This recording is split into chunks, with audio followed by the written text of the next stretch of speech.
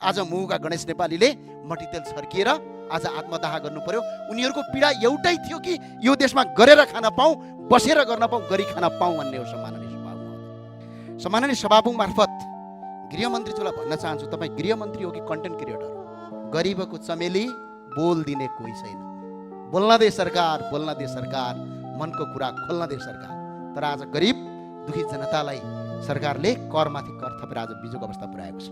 आफ्नो घरबार बेचेर राज्यको जरिवाना तिर्नुपर्ने कानुनले न राज्य सुरक्षित हुन्छ न जनताको जीवन सुरक्षित हुन्छ। सम्माननीय सभामुख महोदय, 40% कर दिँदा न त शिक्षा निशुल्क दिन्छ, न त स्वास्थ्य निशुल्क दिन्छ, न त गतिलो बाटो दिन्छ, न त पार्किङ गर्ने कुनै व्यवस्था दिन्छ। माथि लोडो क्या थियो बाइकमा बसेर लक लगाउँछ के अनि भने नमान्ने मिल्दैन भने त मैले के गर्नुहुन्छ भने किन भन्नुभयो?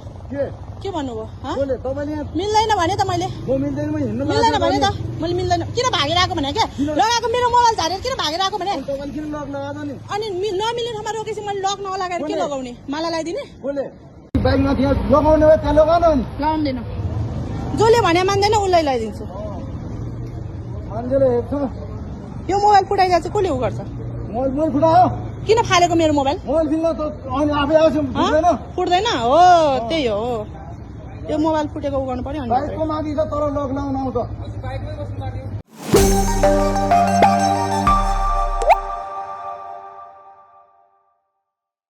आज गरिब दुखी जनता यो सहरमा बाँच्न नपाउने भइसके। अघिल्लो पटक मेयर भएका कारणले गर्दा यो अवस्था आज सिर्जित बनेको छ। सम्माननीय सभामुख महोदय, सरकार कसलाई चाहिन्छ? सरकार अरबपतिलाई चाहिँदैन सम्माननीय सभामुख महोदय, र करोडपतिलाई पनि सरकार चाहिँदैन। उनीहरूलाई त्यति आवश्यक हुँदैन सरकारको। सरकार ती व्यक्तिलाई चाहिन्छ जो गरिब छन्, जो निमुखा छन्, जो अपहेलित छन्, जसलाई सरकारको आवश्यकता छ। तर आज सरकार ठ्याक्क उल्टो देखिन्छ। सरकारका नीति ठ्याक्क उल्टो छन् सम्माननीय सभामुख महोदय। आज सरकारका यी नीति नियमहरू हेर्दा सुविधा र व्यवस्था हुने खाने अरबपति र करोडपतिहरूको पक्षमा केन्द्रित देखिन्छ।